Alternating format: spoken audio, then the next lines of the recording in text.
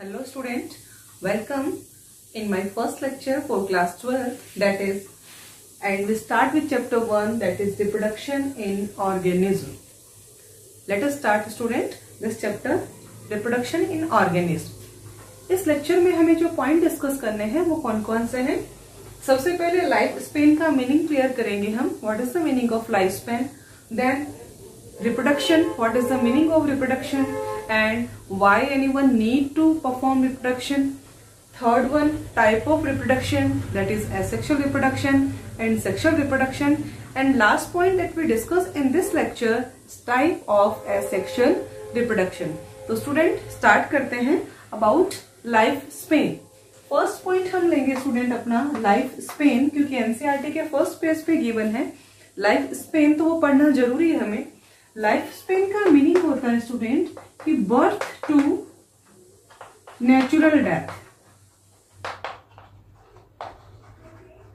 Organism का birth हुआ और उसके बाद जब उसकी नेचुरल डेथ होती है तो वो जो टाइम पीरियड होता है उसको हम क्या बोलते हैं, लाइफ स्पेन। अब ये नहीं है कि सपोज किसी ऑर्गेनिज्म का बर्थ कल हुआ और ड्यू टू सम रीजन वो 2-3 दिन बाद ही उसकी डेथ हो जाती है तो हम उसको लाइफ स्पेन नहीं कहते। एक एवरेज लाइफ स्पेन होता है, वो सबका होता है कि यदि वो हेल्दी लाइफ स्पेंड करता है तो इतने टाइम तक श्योर वो अपना टाइम पीरियड निकाल देता है, तो उसको हम टर्म कहते हैं लाइफ स्पेन। तो एक छोटा सा टॉपिक है लाइफ स्पेन कि नेचुरल डेथ आपको ध्यान रखना है, not accidental death include in life span. Now student about reproduction, easy topic है ये, बहुत चैप्टर भी बहुत इजी है। रिप्रोडक्शन का मीनिंग होता है student biological process through which organism give birth to new young one. Okay, तो रिप्रोडक्शन की डेफिनेशन, आप अपनी डेफिनेशन चेंज भी कर सकते हैं, अपने वर्ड्स में भी हो सकती है, बट बायोलॉजिकल प्रोसेस जरूर आता है। Reproduction is a biological process by which a organism give birth to young ones और new generation. It is termed as reproduction. Now, next question arises. Reproduction is a characteristic feature of living being? Yes or no? आपसे पूछा जाए क्या reproduction living being का एक characteristic feature है, तो आपका आंसर होगा no स्टूडेंट। वैसे हमारा एक characteristic feature है reproduction, but suppose कोई organism यदि reproduction show नहीं करता तो क्या हम उसको ये कह देंगे कि वो लिविंग नहीं है? नहीं, क्योंकि बहुत सारे केसेस ऐसे हैं, ह्यूमन बींग्स की भी बात आप कर लें, बहुत कपल ऐसे हैं जो इनफर्टाइल होते हैं, that are not capable for reproduction, तो क्या लिविंग में इंक्लूड नहीं करेंगे? करते हैं। मीन्स कि एक नेसेसरी कैरेक्टरिस्टिक्स फीचर हम नहीं कह सकते। हो सकता है कि कुछ रीजन के कारण कुछ रिप्रोडक्शन ना परफॉर्म कर पाए कुछ, तो हम उसको लिविंग ना माने, ऐसा नहीं होता। ओके, अब क्वेश्चन आता है कि इंपोर्टेंस ऑफ रिप्रोडक्शन, ये तो डेफिनेशन हो गई। उसके बाद है कि क्या नीड है, ये क्या इंपॉर्टेंस है रिप्रोडक्शन की।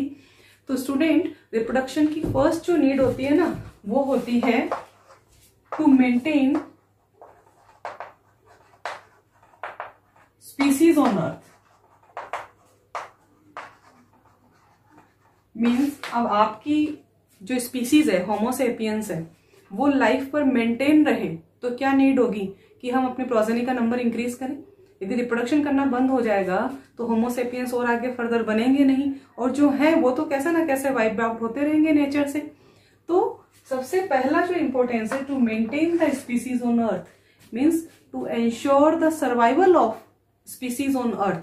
स्पीसीज का सर्वाइवल तभी पॉसिबल है जब रिप्रोडक्शन हो और न्यू प्रोजेनी तैयार हो। क्लियर है? सेकेंड है कि रिप्रोडक्शन का और क्या बेनिफिट होता है, तो रिप्रोडक्शन से वेरिएशन आते हैं। अब वो कौन से वाले से आते हैं, सेक्सुअल से या एसेक्सुअल से, वो आगे डिस्कस करेंगे। वैसे सेक्सुअल से आते हैं। तो ये जो वेरिएशन होते हैं, ये वेरिएशन भी नीडेड होते हैं in unfavourable condition for the survival of offspring और जनरेशन, क्योंकि वेरिएशन कुछ ऐसे आते हैं जो हमें उस पर्टिकुलर एनवायरनमेंट में अडेप्ट बनाते हैं, हम सर्वाइव कर पाते हैं। और उन वेरिएशन से जब ये वेरिएशन डे बाय डे या जनरेशन टू जनरेशन अक्यूमुलेट होते हैं तो variation lead to evolution. Okay, तो इसलिए हमें रिक्वायरमेंट होती है रिप्रोडक्शन की। First point, to survival of species on earth, or we can say for the maintenance of species on the earth. Second one, due to reproduction some variation arise, and a variation essential for the survival and variation also lead to evolution. Okay student, तो अब start करते हैं type of reproduction. अभी तक हमने पढ़ा about life span, definition of reproduction, what is the importance of reproduction. Now we start type of reproduction.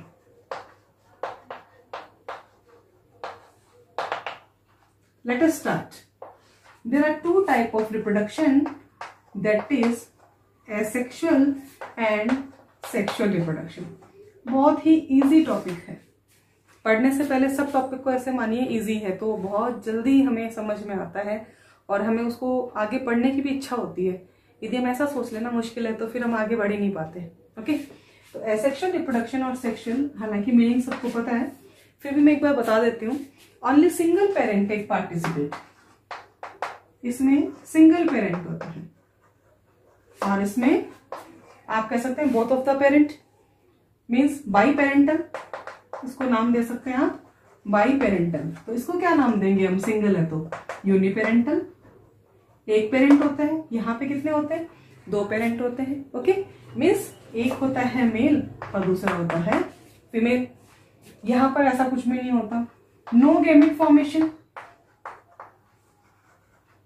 यहाँ पे कोई गैमेट नहीं बनते. और यहाँ पे क्या होते हैं, मेल और फीमेल अपने गैमेट प्रोड्यूस करते हैं, तो हम कह सकते हैं कि गैमेट फॉर्मेशन होता है. Third point student, fusion of gamete. तो यहाँ पर क्या फ्यूजन ऑफ गैमेट होगा, जब गैमेट ही नहीं बने तो हम कहेंगे नो फ्यूजन. और यहाँ पर क्या होगा, fusion of gamete. Fusion of gamete होंगे, फिर जाइगोट बनेगा, आगे डेवलपमेंट होगा और बॉडी पूरी तैयार हो जाएगी. जबकि यहाँ पे गैमेट बने ही नहीं तो फ्यूजन भी नहीं होगा गैमेट्स का. ओके, अब पूछा जाए कि एसेक्सुअल और सेक्सुअल में से ज्यादा बेनिफिशियल कौन सा है, वेरिएशन कौन लाता है. तो जो एसेक्सुअल होता है स्टूडेंट, उसमें नो वेरिएशन, कोई वेरिएशन नहीं आते, क्योंकि यहाँ पर कोई जेनेटिक मटेरियल का फ्यूजन तो हुआ ही नहीं. जो सिंगल पेरेंट है ना, उसी का जेनेटिक मटेरियल बार बार स्प्लिट हो रहा है, डिवाइड हो रहा है. ओके, लेकिन यहाँ पर क्या होता है, वेरिएशन आते हैं. क्यों आते हैं वेरिएशन यहाँ पे, उसका क्या रीजन है कि यहाँ पे मेल और फीमेल का जो जेनेटिक मटेरियल होता है ना स्टूडेंट, उसका फ्यूजन होता है. तो ऑब्वियसली फ्यूजन होगा तो फिर वेरिएशन आएंगे. तो आपसे पूछा जाए विच वन इज बेटर, तो हम कहते हैं सेक्सुअल रिप्रोडक्शन, क्योंकि जेनेटिक मटेरियल का फ्यूजन है और वेरिएशन आते हैं. जबकि एसेक्सुअल रिप्रोडक्शन इतना ज्यादा बेनिफिशियल नहीं है. उसका रीजन है कि एक ही पेरेंट इन्वॉल्व है और वही स्प्लिट होता है बार बार, तो कोई फ्यूजन नहीं होता, इसलिए ज्यादा इंपॉर्टेंस सेक्सुअल रिप्रोडक्शन की रहती है. ओके, अब हमें स्टार्ट करना है स्टूडेंट इसी लेक्चर में about various type of asexual reproduction. Let us start about various type of asexual reproduction. Student start करते हैं about type of asexual reproduction. कुछ पॉइंट जो हमें डिस्कस करने हैं टाइप्स ऑफ एसेक्सुअल रिप्रोडक्शन के. Number 1 fusion, number 2 fragmentation, number 3 budding, number 4 regeneration, number 5 spore formation और number 6 हम पढ़ेंगे वेजिटेटिव प्रोपेगेशन. वो भी इसी में इंक्लूड होगा स्टूडेंट, वेजिटेटिव प्रोपेगेशन. ओके, तो 1 by 1 हम सारे पॉइंट अपने डिस्कस करते हैं अबाउट एसेक्सुअल रिप्रोडक्शन. फर्स्ट हम स्टार्ट करते हैं अबाउट फ्यूजन. तो स्टूडेंट सबसे पहले हम फ्यूजन का मीनिंग क्लियर करते हैं. एक एक टॉपिक लेंगे, उसके एग्जाम्पल लेंगे हम और उसके बाद नेक्स्ट टॉपिक की तरफ मूव करेंगे. ओके, तो यहाँ पर देखिए फ्यूजन का मीनिंग क्या होता है. फ्यूजन का मीनिंग होता है split, means to break down, टूट जाना. ओके, तो फ्यूजन को हम 2 कैटेगरीज में डिवाइड करेंगे. सबसे पहले यहाँ फ्यूजन वाला टॉपिक चलेगा अब हमारा, that is binary and multiple. Okay, देखो नाम में मीनिंग है. फ्यूजन के 2 टाइप हो गए, binary fusion and multiple fusion. तो binary means 2 and multiples means many. When, अब इसकी डेफिनेशन दें आप बाइनरी फ्यूजन की, तो क्या डेफिनेशन होगी, when one parent body and single organism split into or divide into 2 daughter cell, it is termed as binary fission. तो हम सबसे पहले बाइनरी फिजन को लेते हैं यहाँ पर. बाइनरी का मतलब हो गया 2, यानी यहाँ पर 1 पेरेंट जो था उसने क्या बना दिया, 2 डॉटर सेल। ओके, तो हमने कह दिया बाइनरी फिजन। सबसे अच्छा एग्जांपल जो है बाइनरी फिजन का वो होता है अमीबा। 10th क्लास से पढ़ते आ रहे हैं अमीबा को, तो इसमें रिप्रोडक्शन कैसे होता है उसको समझते हैं। देखिए यहाँ पर मैंने ये अमीबा का डायग्राम बनाया, इसको इरेगुलर शेप में आप बना सकते हैं। इसके सूडोपोडिया है, ये इसका न्यूक्लियस है।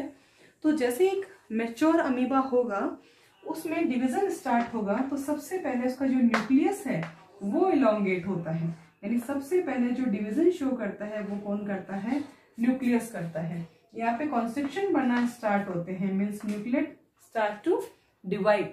और न्यूक्लियस के बाद में यहाँ पर इसकी जो सेल वॉल है, ये जो प्लाज्मा मेम्ब्रेन है स्टूडेंट, सेल वॉल नहीं, क्योंकि प्लांट की बात नहीं कर रहे, एनिमल की बात कर रहे हैं, तो इसकी जो प्लाज्मा मेम्ब्रेन है वहां भी कॉन्स्ट्रिक्शन बनेगा।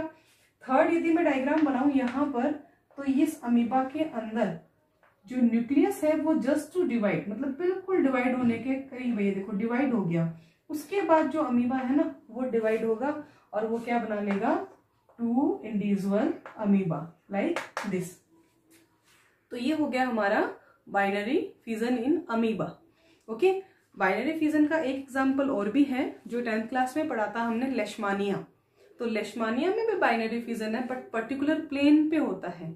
उसका रीजन क्या है स्टूडेंट, वो भी देख लेते हैं हम कि बाइनरी में 2 तो बने, जो लेशमानिया था ना वो ऐसा था कुछ, जैसे कि लेशमानिया को मैंने ऐसे बनाया, उसमें एक विप लाइक स्ट्रक्चर होती है, चाबुक जैसी फ्लैजेला होती है, तो उसके कारण इसको एक पर्टिकुलर प्लेन पे डिवीजन शो करना होता है लाइक दिस।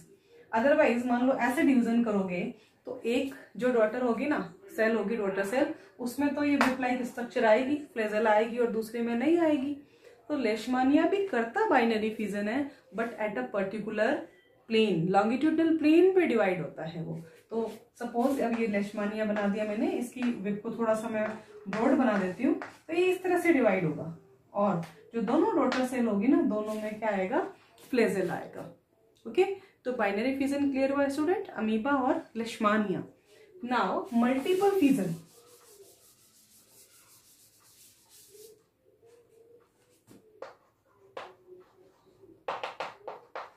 मल्टीपल की बात करें स्टूडेंट, तो उसमें एक जो पेरेंट बॉडी होती है ना वो मेनी डॉटर सेल्स में डिवाइड होती है। इसका एग्जांपल है प्लाज्मोडियम।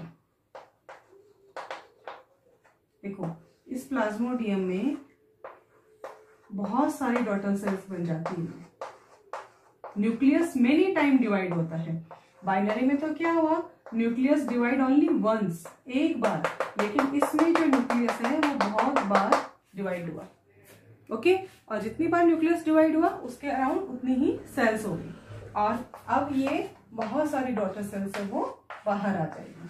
अनफेवरेबल कंडीशन में सिस्ट इसको प्रोटेक्शन देगा और फिर सारी डॉटर सेल्स बाहर आ जाती है। तो प्लाज्मोडियम शो करता है मल्टीपल फिजन को। प्लाज्मोडियम नाम सुन रखा है, मलेरियल पैरासाइट है जो फीमेल एनोफिलीज कैरी करती है, रेस्पॉन्सिबल होता है मलेरिया के लिए। ओके, तो fission student I think clear हुआ होगा, बहुत इजी टॉपिक चल रहे हैं हमारे, तो फिजन को हम इरेज ही कर देते हैं। अब हमारा अगला टॉपिक चलेगा अबाउट फ्रेगमेंटेशन। देखो नाम में मीनिंग है, फ्रेगमेंट बन जाते हैं। एग्जाम्पल से शुरू करेंगे, स्पाइरोगायरा। ये देखो स्पाइरोगायरा। ओके, अब स्पाइरोगायरा ये बना दिया मैंने, देखो अब जैसे ये मैच्योर होगा 2 फ्रेगमेंट बनाएगा, और ये जो फ्रेगमेंट है ना ये इंडिविजुअली एक इंडिविजुअल में ग्रो हो जाएंगे, मीन्स अपने आप अपनी एक जो डॉटर सेल है ना वो बिहेव लाइक पेरेंट्स। जैसे ही मैच्योर हुआ, स्प्लिट हुआ, और ये जो डॉटर स्पाइरोगायरा बने बिहेव लाइक न्यू इंडिविजुअल। तो ये हमारा मोड होता है फ्रेगमेंटेशन, जिसमें ये जो बने ना ये क्या बने स्टूडेंट, फ्रेगमेंट्स। ओके, तो आई थिंक क्लियर हुआ आपको, इजी है टॉपिक। अब हम मूव करते हैं बडिंग। अगला टॉपिक हमारा बडिंग। तो बडिंग भी देखो इजी है। अब हम स्टार्ट कर रहे हैं बडिंग को। बडिंग का मीनिंग क्या होता है student? A small bulb like and bird like projection arise from parent body, grows and when mature get detach from the parent body. बहुत सिंपल डेफिनेशन है बडिंग की कि बल्ब लाइक और bird like projection arise from parent body, get mature and detach। और फिर detach होने के बाद, डिटैच का मतलब टू सेपरेट, और उसके बाद अपना एक न्यू इंडिविजुअल की तरह वो अपनी लाइफ स्पेंड करना शुरू कर देता है। एग्जाम्पल देखते हैं स्टूडेंट इसके हम। बडिंग के ये डेफिनेशन थी। बडिंग के बाद आप इसका एग्जाम्पल देखिए। Good example, yeast and hydra. दोनों के ही डायग्राम से हम यहाँ पर समझेंगे कि किस तरह से बडिंग करता है।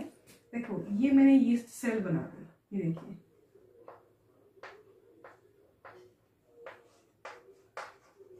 ये यीस्ट है और ये क्या बन गई? बड। लेकिन बहुत सारी बड है, एक चेन बन गई बड की। ओके, ये प्रोजेक्शन जैसे जैसे मैच्योर होंगे इस बॉडी से डिटैच होते जाएंगे और डिटैच होके एक इंडिविजुअल की तरह बिहेव करेंगे। यीस्ट में एक खास बात ये होती है स्टूडेंट कि इस यीस्ट में मल्टीपल चेन्स भी आ सकती है। मीन जरूरी नहीं कि एक चेन अराइज हो, नंबर ऑफ चेन्स आ सकती है। और फिर यहाँ पर ये जो चेन अराइज हुई ना, इससे भी एक और चेन है वो भी अराइज हो सकती है। तो अपने रिप्रोडक्शन को बहुत फास्ट करता है ये। तभी तो आप कोई भी जैसे बेकिंग मटेरियल होता है, बेकरी आइटम्स होते हैं, वहां पर डो को रेज करने के लिए जस्ट डबल हो जाता है यदि आप यीस्ट को एक्टिव कर देते हो उसमें। जैसे आप भटूरे बना लीजिए या आप जो भी पिज़्ज़ा बनता है आपका, और भी कई आइटम बनते हैं, उसमें जो डो होता है उसको फर्मेंट करने के लिए हम लेते हैं मेनली यीस्ट। यीस्ट को आप जैसे थोड़े से गर्म पानी के साथ डिजोल्व करोगे ना, वो अपना, और शुगर डाल देते हैं उसमें, तो वो अपने आप को मल्टीपल करना स्टार्ट कर देता है। ओके, तो ये तो था स्टूडेंट यीस्ट में बडिंग। अब हाइड्रा में बडिंग कैसे होती है? तो हाइड्रा देखिए, ये देखो, ये हाइड्रा बनाया मैंने यहाँ पे। ओके, हाइड्रा में एक small bulb like projection arise हुआ, ये बड, और ये जैसे मैच्योर होगा यहाँ से डिटैच हो जाएगा और फिर एक न्यू इंडिविजुअल की तरह ग्रो करना स्टार्ट कर देगा। ये बात भी आती है कि ये जो बल्ब लाइक प्रोजेक्शन है ये पेरेंट बॉडी के साथ जब तक अटैच रहता है, मीन्स इसका न्यूक्लियस से पहले यहाँ न्यूक्लियस शिफ्ट होगा और उसके बाद जो साइटोप्लाज्मिक मैटर है वो भी जाएगा, ये पूरी सेल मैच्योर होगी, एक छोटा सा अमीबा तैयार होगा और उसके बाद वो पेरेंट बॉडी से डिटैच हो जाएगा। ओके, तो ये था स्टूडेंट अबाउट बडिंग। अब स्टार्ट करते हैं हम अपना अगला topic student, that is regeneration. Regeneration देखो स्टूडेंट,